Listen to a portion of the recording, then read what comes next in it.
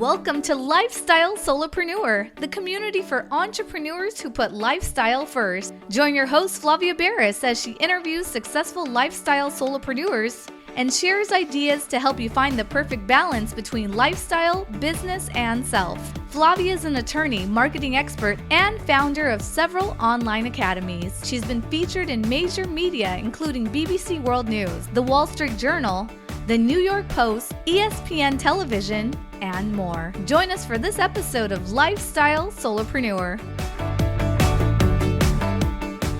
Hey, Lifestyle Solopreneurs. Today we've got the absolute pleasure to talk to Tyler Hassman. He is a finalist for the Canadian Real Estate Wealth's 2017 Young Gun of the Year and nominee of the 2018 Saskatchewan Young Entrepreneur of the Year. He is no stranger to real estate and entrepreneurship, even if he is only, get this, 21 years old. His drive and entrepreneurship have given Tyler the tools he needs to succeed in real estate and also just be a breakout in an industry that is so heavily influenced by older age groups.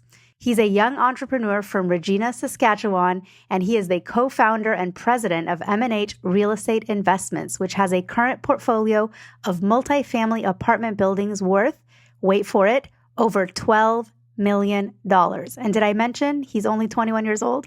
Despite being what many would label as young, he sees his age as a distinct advantage through his knowledge and use of innovative digital platforms and social media. From working on new deals to bringing on new clients, he focuses heavily on influencing and creating a community for young entrepreneurs online, and maybe that's speaking to you out there, inspiring those around him to take action in real estate. Tyler, welcome to the show. Thank you so much for having me. I am so excited to get this started. Yeah, me too, especially because real estate is near and dear to my own heart. I mean, I have all kinds of guests on the podcast in all sorts of industries. And every once in a while, we've got the real estate folks. And because I do have such a sort of long background in real estate, it's always exciting to kind of see what's new and what people are doing and what's exciting out there. And I love that you're 21 years old. 21 is maybe seems young to folks who are over that. But for a lot of your peers, you are one of them. You know, if a 22-year-old's listening, they could be you in a year, or they could have been you a year ago. So it's really exciting that you do have that energy of youth. And I think you're probably an old soul in a young body, because that tends to be the case with really successful young people. But tell us a little bit about your journey, and can't be too long of a journey because you've been an adult for just a few short years, but tell us about it and tell us how you got to where you are. Yes. So yeah, it's been a really, really quick journey, but it feels like, the past 2.5 years it feels like it's been like 7 years, to be honest. And the amount of growth I've seen in those past 2 years has been crazy. But really, like, me being an entrepreneur, it really started back to when I was like young. Like, I was working with my dad on his side business, cutting grass, and I would get paid cash. I'd cut the person's grass, go knock on the door, I'd get paid the money. And then what happened was I then wanted to get a real job once I was just in high school, and I worked at a normal retail store, and I worked so hard for like 2 weeks, sold so much product. And then I got my paycheck, and it was like nothing. It was like, what? They must have missed a couple numbers or a couple digits. And then that's when I realized. And then you saw that line item for like deductions. You're like, wait, where did these go? I know. And I was like, oh my God. But then that's when I realized that when you're like working for, a bigger corporation and there's so many other people between you and the actual profit, you're not getting any money. So that's when I was like, I got to be an entrepreneur. And then I just started becoming obsessed with it. In grade 9, I was selling t-shirts out of my locker with my buddy. We started up a little t-shirt company. And then all throughout high school, I was just so focused on entrepreneurship. And then right out of high school, I was just so fired up. I started at 17, I started selling cars at Mercedes here in Regina. And I got to learn a lot there for selling and dealing with people. But I always knew that I wanted to start a business, right? And then I sat down with my friend and now business partner, Bailey, and we were just on Google, and we're like, how can we want to create like a real business, not no little like t-shirt company, this and that. We want to create a real business. So we just Googled what are the best ways to be wealthy. And obviously it's real estate, right? people always need a roof over their head. It's a great passive income source. And we just went into it. And the biggest thing is a lot of people wonder how on earth did, I get to where I am now so quickly.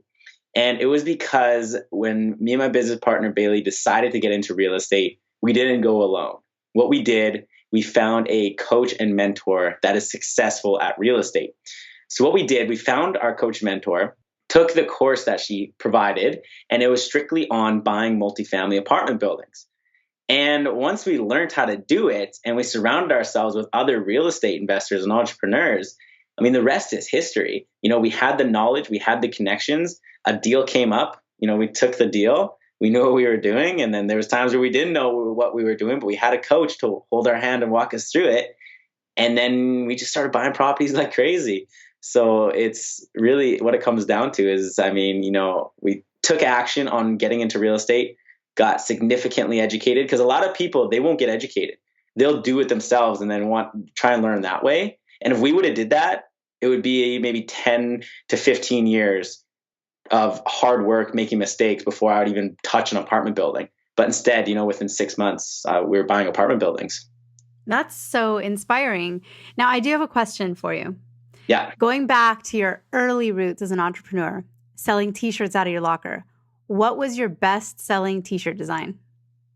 This is going to be so funny because me and my friend, my name's Tyler. Well, obviously first name's Tyler. My friend's name is Nolan. So we called it TN Clothing.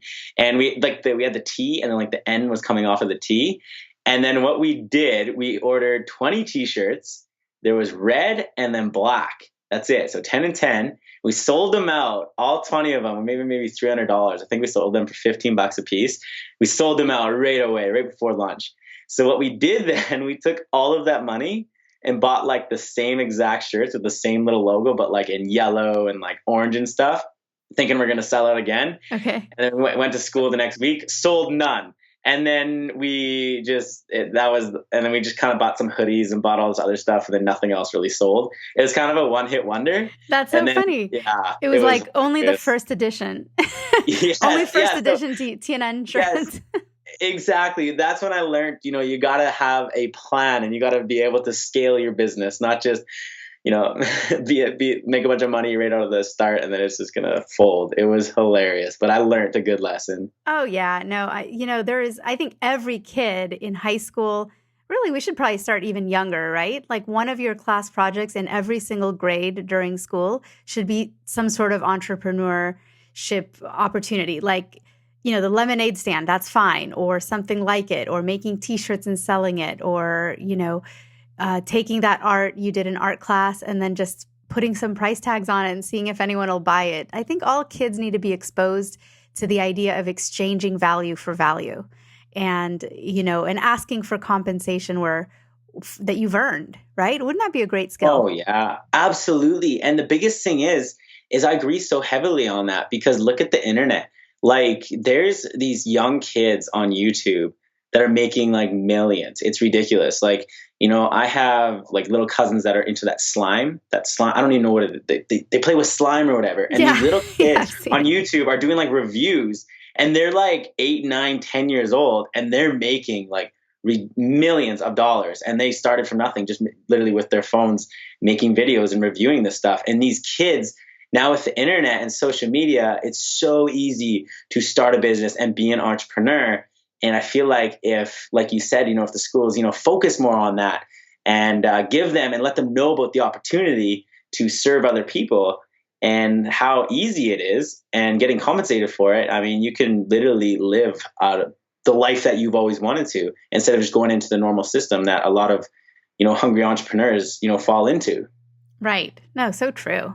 So for you, let's put this out there. You were not a trust fund baby, correct? You didn't just take dad's money and invest it in an apartment building. Just to be clear, because I don't want anyone out there wondering oh, well, yeah, sure, he could, buy apartment buildings. Maybe his family, that's what they did. And so he just followed in the family footsteps with family money. So let's clarify. Is that your path or was it a different path? Is it something that more people have access to? It is the completely different path that I have the typical path that everybody else has. of doing it on your own. Like simply, my family, do you know what the best thing is whenever somebody says like, is it family? Absolutely. For money wise, no.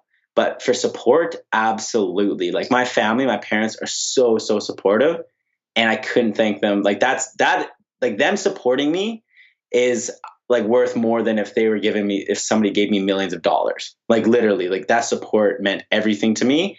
And that's what really excelled it. And that's the thing too. The same question I get whenever somebody like meets me and they're like, oh yeah, so what do you do? And I tell them, the first thing they say is, okay, what does your family do? Is this your family's business, or is it family money? There's an assumption there, of course, yes, right? People are like, oh, well, yes, clearly you must have gotten a leg up from something. Exactly. So, that's the first one. The second one is, did I win the lottery? And people literally don't even say it jokingly. They are serious. Like, did you win the lottery? And then the third one, I'm not even joking. People are like, are you like a drug dealer and you're just hiding your money in here? And I'm like, no, that's a funny one. Yeah, I'm like, no, I am none of the above. I was just your average. I wouldn't say really average. I mean, I was just a hungry young buck that put myself out there in front of these older people that have money, right? And the thing is that a lot of people find it hard to believe, but really I don't, because I just got heavily educated. So I'm on the same knowledge level as all these older people that are raising money. And then I found the right deals. And I was professional enough and knew enough that these people that were that invest money with us right now, they're like, who cares about the age? These guys are hungry. They have the right deals. They know what they're doing. So why not? That makes perfect sense. It's funny that someone would ask you, like, is this how you launder money? Because if, let's say you were laundering money because you're a drug dealer, why would you admit it? Yes, I know. So it's a silly question. Yes, I know. It's so, and you know what's funny? I just did a talk and it was on one of my slideshows. I just added that in now, and it's the why. I literally put that why and the 3 reasons that people ask, like, is this what happened? Is this what happened? Because I get that a lot. Right. And your answer is no, but if it was, I wouldn't tell you. Exactly. Well, let's talk a little bit about lifestyle, because that's what we focus on a lot on this podcast. It's very, very easy as an entrepreneur to become your own employee and to be a tyrannical boss. It's really easy to fall into that because we love our businesses, right? So we kind of, in a way, become a slave to our own business, and then we're working just as much as we were for the corporate hamster wheel, but we no longer have anyone that actually gives us any vacation time because we maybe don't give ourselves even a weekend off. So let's talk about balance and what your journey's been there. Yeah. So, I mean, balance is the biggest thing. And I have just made like a huge transformation within the past 6 months, like massive. So all last year, like basically 2017, that's when we got all these properties, and we started up a property management company, and we were doing the property management because it started off with one building. We're like, oh yeah, we can do this, and we get a little bit of extra money. And then we started off with another 2 buildings actually that we bought. So we had 3, and then we're like, okay. And we bought 2 more, and it was like, oh my God. Then we bought another one, and we're like, oh my God. So now we're getting all these calls, all these emails, like we're dealing with our maintenance guys, like we're going out to these buildings, moving furniture, and we're doing this to make a little bit of money. And we're like, no, because no property management company will do what we're doing and make our investors get this kind of returns, right? Because we're making sure these are always full, getting the full prices, like this and that. And it got to the point where like it was literally like 7 days a week, nonstop, these long hours, going out to the buildings, sleeping at the buildings because we're working out there so much. And they're like an hour away from where I live. And then it got to a point where I was like, we are literally working in our business. We are literally property managers. We're no longer real estate investors. I was like, what's going on? We weren't looking for new deals. We weren't raising extra money. We weren't doing anything but sustaining, these buildings when we should have been hiring it out. And what happened was like, it got to a point where I was like, I am just burnt out. I was just done literally with my business. Cause then I was literally an employee to myself, which is the worst thing ever because I'm an entrepreneur and a business owner. I'm not an employee, but yet I became an employee, and it was absolutely horrible. And I hated it. And I was like, I literally said to my coach, I'm like, her name's Edna. I was like, Edna, like, I don't even like real estate no more. And she's like, it's not real estate you don't like. It's the property management and dealing with the tenants you don't like. And doing, I wasn't focusing on my skills and gifts. No, I don't you were even sleeping on know. an air mattress in a vacant apartment because Yes, I know. And here I am, this like charismatic, like public guy, speaker, influencer, going out and like presenting deals and all this and that. Yet I'm dealing with tenants and I'm like, what am I doing? And then it really changed once I, took a step back, joined a personal development course, started focusing more on personal development and growing myself first. And then I started surrounding myself by the right people, very successful business owners. And that's when I realized, like, they taught me, I'm working way too much in, not enough on. And I completely rearranged that. I'm 90% working on my business, growing it, and 10% in. Because, you always got to have that in, unless you get very, very high up where where you got lots of money where, you have somebody under you and then an assistant under them, right? But I still got to deal, with somewhat of the day-to-day operations, obviously overlook everything. But it's so much better now. 6 months ago, it was like, I'm ready to be done with this. And now it's like, the business is actually doing better because I'm now focusing on growing it. And now I have people in place that are good at doing the property management where I wasn't, but I was just doing it. you were moving furniture, but you weren't necessarily the best Yeah, choice of person to be spending your time there, right? exactly. And the biggest thing is, it's like, what is my time worth? You know what I mean? Like, to hire somebody out for like $20 an hour, that's like, my time is worth more than that. My time should be focusing on closing more deals, growing the business, and making real big money and big moves, not moving furniture and stuff. So it most definitely has changed, and I'm so glad it did. And it's just the amount of opportunities and the amount of growth in the past 6 months has been insane. So for anybody that at the start though, there's times where you really do have to do that. You know what I mean? But once you get to a point where you're able to hire that out and, be aware that you need to like you should maybe take a pay cut so that then you can excel. Basically take a pay cut and then you can hire that out so you have more time to then focus and make more money in the long run. That's an excellent piece of advice. And I would suggest that anybody listening right now just takes a moment to think, what do you do in your business that you shouldn't be doing? Are you the bookkeeper, but that's not really your gift? Are you doing too much copy editing or graphic arts?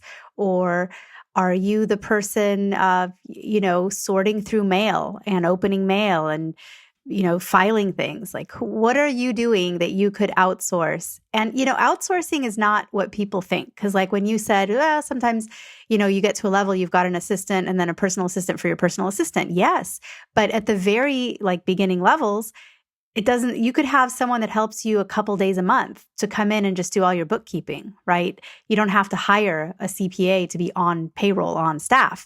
You can also have someone to come in and just on a project basis help you maybe redo your marketing materials rather than you struggling to learn Photoshop or whatever, your software of choice that you're trying to struggle along with to maybe redesign your website or web pages, right? So, there's a lot of outsourcing that we can all do, and we're probably all guilty of not outsourcing enough.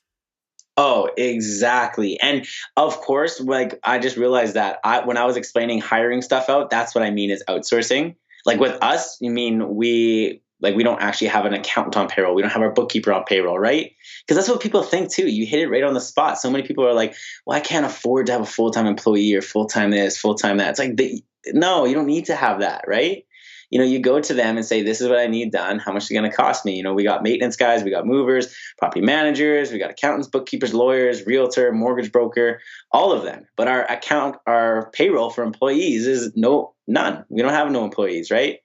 And the thing is too, with the internet nowadays, wow, you can find so many people online that'll work for you as well. Whether that be doing documents, doing up spreadsheets, doing up PowerPoints, like it's amazing and it's cheap and they do such a good job. It's absolutely amazing. So how does your business allow you to have free time to do fun stuff? So that's the beauty of real estate, right? Because a lot of people, it's funny because, when I look at each building, that's a business in itself, right? And it's funny because like with real estate and these buildings, the first of the month, that's when everybody pays rent. Well, they're supposed to. Not everybody pays rent on the first, right? So they pay rent on the first. So that's all of our income for the month. And then the rest is just maintenance, man. You know what I mean? Management and stuff. So I don't have to be there. It's not like I own a restaurant or a bar where I got to make sure I'm there, make sure I'm promoting, make sure I'm trying to hit these targets when I already know. I already know at the first of the month, looking at that rent roll and looking at the transfers, how much we're going to be making. So the rest of the month, I just work on new stuff, work on new deals, and your money's literally working for you. It's beautiful. And it allows me to go out and do other stuff that I'm passionate about. And right now, my biggest passion is helping other entrepreneurs, whether that be young entrepreneurs or real estate entrepreneurs. And I love doing public speaking as well. I've started doing tons of public speaking, a lot of podcasts. And I just love being in the entrepreneurship community and the real estate communities. And I probably focus on that quite a bit during the day. And then the rest of the day, I'm just working on new deals and, having fun, just doing fun stuff in the business, not doing labor jobs in the business, if you know what I mean. Right. No, I totally know what you mean. So tell us about your podcast, because I think that's one of your newest passions. Yes. So I just started up my podcast yesterday, and it's called the Young Guns Podcast. And what I wanted to do is I've always wanted to do a podcast, right? I've always been a super talkative, very good communicator, and I've always wanted to do it, but I'm also a perfectionist, right? So when I wanted to do it, I'm like, oh no, because I need to like have an intro, I need to have some cool music. So I'm comparing myself to people that are already like super successful at it, right? And I was like just trying to be perfect until literally last weekend. I'm like, do you know what? I'm just going to do it. I'm not going to edit it. I'm not going to do anything. I don't need any of that right now. I'm just going to release it. So Done is better than perfect. And that's it. So I just started doing it. And that's the thing I started talking about. And that's the biggest thing for a lot of entrepreneurs and everything like that out there. Like, just start it, because you're never going to be perfect when you start, and you're always going to grow. And for me, still, it's hard to accept that. But I just said, you know what? I'm doing it. And I know it's going to get better sooner or later. So I just jumped in and started it. Well, congratulations and kudos, and can't wait to listen. Thank you. Sounds awesome. So what are your favorite hacks or tips for being super efficient with your time? My favorite thing is, and some people are like, is that even a hack? The do not disturb button on your phone. That is my favorite thing ever. Like literally, because me with my phone, my phone's my business, right? My phone and my laptop are literally my business. And whenever I am trying to work on something or bang something out, and I have my phone there, I'll look at it every time I see it vibrate. Every time I hear it, I'll look at it, even though I'm not supposed to. So what I'll do, I'll turn it on Do Not Disturb, leave it in my pocket, leave it in my jacket, leave it in my car whenever I need to really focus on something. And so I do that. And then my favorite thing ever on top of that is time blocking. So there's a book called The One Thing by Gary Keller, and it talks about time blocking. When you set a certain amount of hours per each day to focus on one thing, that's going to get you farther in your business and life. So I time block my first 4 hours out of each day. So once I finish up my miracle morning, so usually around like 7 till like 10:30 or 11, those hours, like you can't get a hold of me. My phone's on Do Not Disturb. I'm working on growing the business, or I'm working on a new project. And it just has significant growth, because I would try and focus on something, and then I'd get interrupted, and then I'd go back to focus on it, and I just couldn't get back in. The next thing you know, it'd take weeks to finish a project, when I can really hammer something like that out in a day or two. That's awesome. I call it the, term paper method. The day before your term papers due, how all of a sudden you just do it, and that's all you do for 6 hours, 8 hours to write that paper. Yes. And focus is the best way to actually get so much done, because the amount of time, it's like a car, how you go first gear, second gear, third. Well, I don't know about the young ones, but back in my day, we drove stick shifts. Pretty soon, in 10 years, people will be like, what's a steering wheel? Right? You're just going to get in the car and, say, okay, take me here. But, you go in first gear and then second, third, work your way up. Well, every time you get interrupted, it's like your car has to go back to a red light, and then you have to like rev back up all the way to high speed, and it's hard. it's hard. There's a couple tips I'll add on. One is I love Do Not Disturb as well. So for anyone who has an iPhone and you're like, what is this Do Not Disturb thing these folks are talking about? The quickest way to turn on Do Not Disturb, in my opinion, is to ask your phone to do it verbally. So you just hold down the home button until Siri kind of asks you, beep, beep, what do you want? And then I just speak and I say, turn on Do Not Disturb. And she waits for a second and she says, okay, I've turned on Do Not Disturb. And she'll keep it on until you say, turn off Do Not Disturb. So it's a really easy way to turn that on and to turn it back off. And then the other thing is Gmail has an app or extension, I guess you call it a Chrome extension. Maybe I don't even really know the term for that kind of software, but it adds on to your Gmail. So for anyone that uses Gmail as your primary inbox, there's an app called Boomerang, and it has a pause button. So you can actually pause your inbox, and you won't get any email until you unpause it. I mean, the email will arrive. It just won't show up yet until you're ready to see everything. So really great tips that we're sharing here, because focus is so important and it's so hard to get a handle on, that's for sure, in today's world, which is all about distraction. Yeah, so true. Especially with our phones. Like, if you just look at the amount of notifications, I mean, next thing you know, you got Facebook, Twitter, Instagram notification, you got text, you got a voicemail, you got a call, you got an email. It just never ends.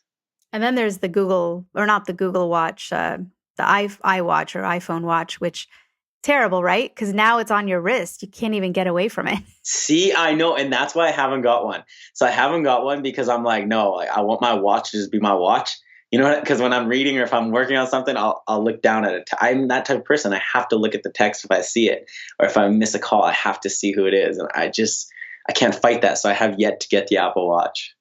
So here's proof to everyone that we're way too distracted. How many times have you gone to grab your phone to do something specific? Like, oh, I need to check my calendar or something. You pick up your phone, but before you can check your calendar, the thing you meant to do, there's a notification or a text message or something, and you go down that rabbit hole. And then 5 minutes later, you're like, oh yeah, I was going to check my calendar. And you completely got derailed. Like you couldn't even do that one simple task, Oh yeah. I just had that happen to me before we had before we had the interview here. I went on my laptop, got everything set up, and I had a couple Facebook notifications for one of the groups that I'm running. And I started talking in there, started doing some stuff. And then all of a sudden I went to grab a glass of water, and then I literally forgot what I was doing. The next thing you know, I see that you're calling, and I'm like, oh yeah, I sat down to do the podcast. And it's so easy to get distracted and just get off track. It's ridiculous. And well, I'm glad you came back so we could have this conversation, because it's been great. So tell us a little bit, how can people connect with you, reach out to you? I know you mentor so many folks. I'm sure there are people listening who would love to have you as a mentor. So tell us a little bit about that. Yes. So you can easily reach me on Facebook, just at Tyler Hassman, TYLERHASSMAN. And you'll see the young, handsome looking guy on there somewhere. And it's a personal page. I get to make a fan page just because personal. I got lots of people on there. I just keep it on there. And you can also find me on Instagram at Tyler Hassman, TYLERHASSMAN. And then most recently, with the new programs and everything I'm releasing with the Investor Accelerator, just really accelerating people into buying properties, overcoming their limiting beliefs. Because I've been through a lot of limiting beliefs being, 18 years old when we were buying our first building. I was still living in my parents' basement. I had no credit card, never had a loan in my name, and, we're getting mortgages. So I like to teach people how to overcome limiting beliefs. So we started up a little private group on there, but if you can just add me on Facebook and message me on there, that is the best way to get a hold of me. And also on email, you can also reach out to me on email. It's tyler@mhinvestments.ca. You are so generous with yourself and your time and your expertise. And there's a lot of folks who find success, and then I think they just kind of don't look down anymore and just head for the stars and, sort of stop helping others. And I think you are the exact opposite. I mean, you are firmly still with both feet on the ground and out there helping other folks, giving them a leg up emotionally and just with support and with encouragement and helping to motivate others. And I think that's really special. So thank you, Tyler, for everything you do. Thank you so much. And we'll be in touch, I'm sure. And thanks again for being on the show. You are a pleasure to chat with, and I encourage everyone to reach out to you. Thank you so much. I had a blast on here. Hey everyone, thank you so much for joining us, and I hope you enjoyed the show. Don't forget to subscribe to this podcast, and if you leave a review on iTunes, I promise I will read every single review. If you know someone who makes a full-time living from part-time work, and maybe this is you, please visit lifestylesolopreneur.com to nominate a guest or to nominate yourself. Because remember this, money doesn't buy happiness. But money in the hands of a happy person, there is no greater tool.